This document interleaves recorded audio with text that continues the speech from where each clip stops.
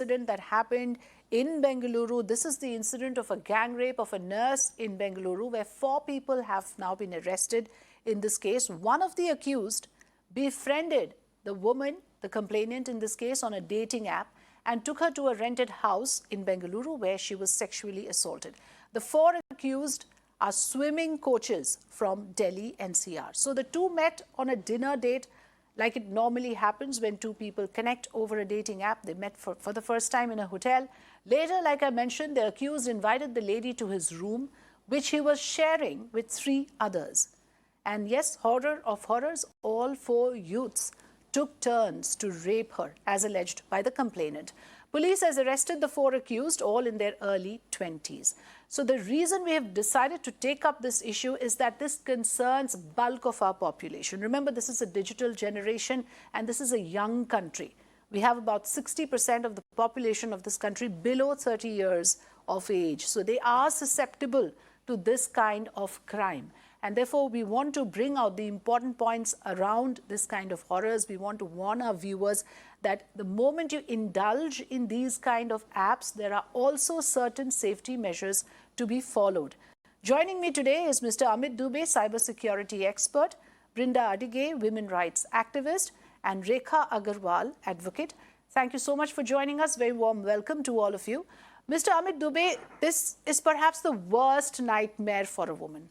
Like I mentioned, this is a young country. We as responsible adults have to ensure that there is a system in place. There are safeguards in place. The moment we allow the youngsters to indulge in these kind of apps, in fact, in this case, of course, there are adults. And therefore, there's only so much control that anybody can have. But how exactly do you think something like this can be prevented? Bulk of our population today, urban population, are operating in the digital space, and there are perverts lurking around, waiting to pounce on an unsuspecting young woman. Frida, I think the very first thing that we should understand that in today's generation, they are in a hurry. They trust somebody very quickly by just meeting them online, and on first date itself, they build so much trust that they can go to their house. I think this is something that we should avoid in the first instance. Second, I'm surprised because there are 2 such crimes which happened. One, online crime, where somebody has befriended somebody and they could lure her to invite her to his house.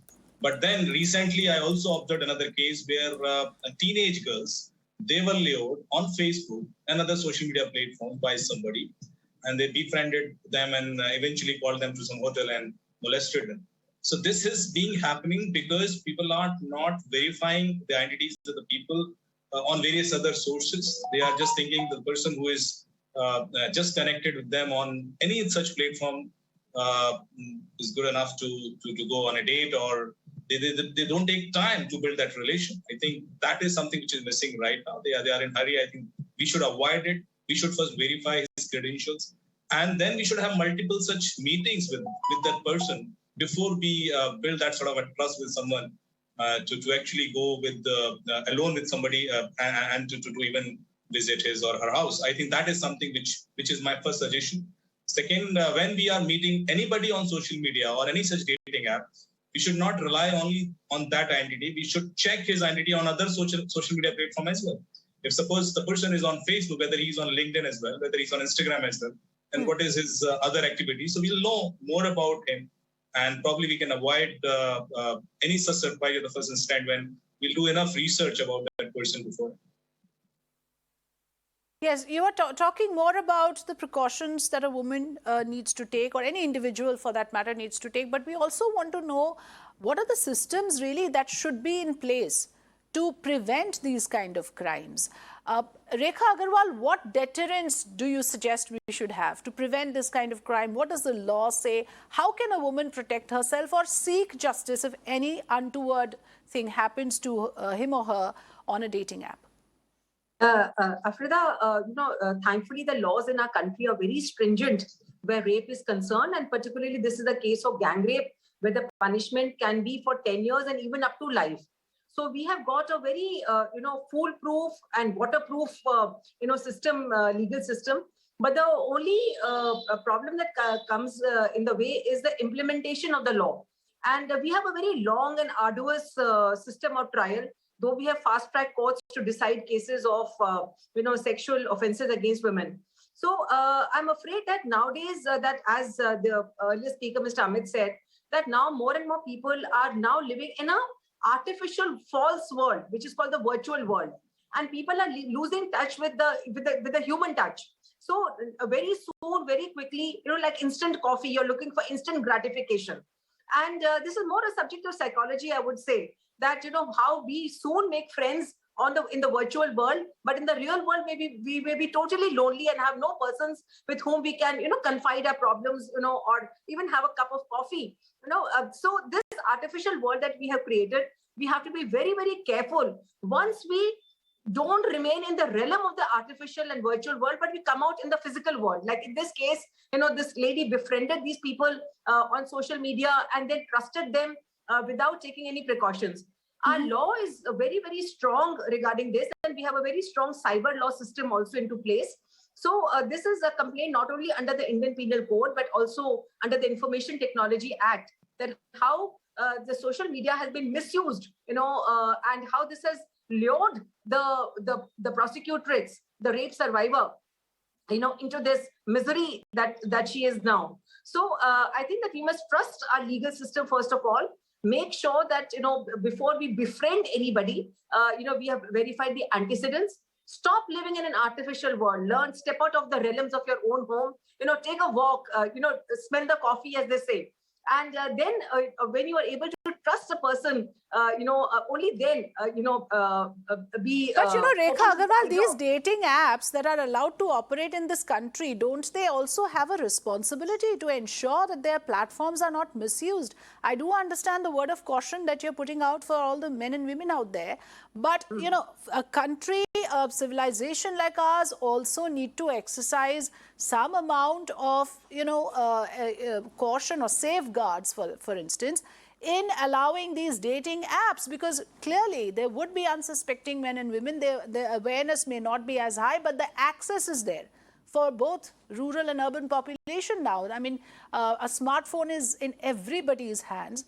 The fact that there are young men and women who are resorting to the dating apps to find partners is nothing new anymore. Brinda Adige, if you look at the modus operandi, this is the easiest way to trap a woman. You swipe right, you meet somebody online, you plan a meeting, the next thing you know, the same person turns out to be a sexual predator. You're absolutely right, Afrida. I agree with the other two panelists, but let us also ask this question. What is the responsibility that we place on the people who manage the dating app? 1. 2, we also want to ask, why this impunity?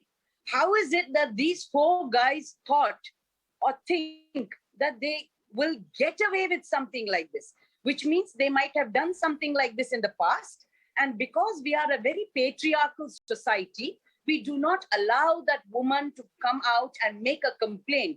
Because the first thing, let us also agree and accept that the structures of justice in our country are also very patriarchal. So the first thing, the question that will be asked is, why did you go? You went, you invited it. Now that is something we want to break. In today's world, we know that almost every third person is on a dating app and finds friends, partners, whoever it might be from that dating app, which means there are certain values and there are some ethics that must be followed. If these guys have done something like this, I would like to bet that this is not the first time. But I'm glad that this girl has come forward and made a complaint, because that would be the first time. Women are very scared. They feel very insulted and humiliated to come out and make such complaints. Now, it's very courageous on her part to have made the complaint. And I think it is important that justice systems modify themselves to address these kind of crimes, so that people know that rule of law is there. Yes. That the law will take action and they will be punished. It might take a little time, but they will be punished. The impunity with which these 4 fellows, these rapists have acted in this particular case is because they have got away with something like this in the past. Absolutely. That's the reason we are trying to thrash this issue out here, to understand that what can be the safeguards. Because, you know, like, and you made two very important points, Brinda Adige. First is there is a serious amount of sexual repression in this country. And a lot of young men and women resort to this kind of, you know, behind the screen sort of an engagement where they do not have to actually physically meet, yet they can engage or have romantic alliances. It is very common now with the proliferation of social media. So, Mr. Amit Dubey, what are the checks and balances that dating apps should have? Frida, actually, this is not only dating app, but even the proper marriage bureaus and websites, those are there, like Jeevan Saathi, Shadi. We have seen crime cases happening through them as well, because there were no such authentic check and balance to verify the identity of a person. People were using fake ID cards and fake identities, and they were creating multiple such profiles, meeting with girls, duping them. There was a case of Goswami and something from Calcutta. He duped more than 23 girls and made crores of rupees. And I think he successfully managed to even marry a few of them. So these kind of things are proliferating, happening multiple times again and again, which means these websites, those are actually offering these kind of content. They should have much more check and balances. They should validate the identity of a person. The thing which I'm asking people to do manually, I think these websites should do it. They can verify the identity of a person from other social media platforms, phone numbers, and then ensuring the credibility of a person that, okay, this is type-rated person because we have validated his identity. He is there in these many platforms. He is, whatever he is mentioning on these portals, he is actually saying it right, authenticated. I think this is missing. Right now, these all things are missing. There's no such credibility on such informations. You can never be assured that this information which is being posted by these people are right or wrong. And I think this is something which they should do. The thing which awareness, there needs to be that sensitization among young people, but there also needs to be a certain amount of responsibility exercised when these dating apps are given the license to operate. I want quick last words. Rekha Agarwal, you first, please. I think it's very unfortunate that there are no checks and balances as in place right now.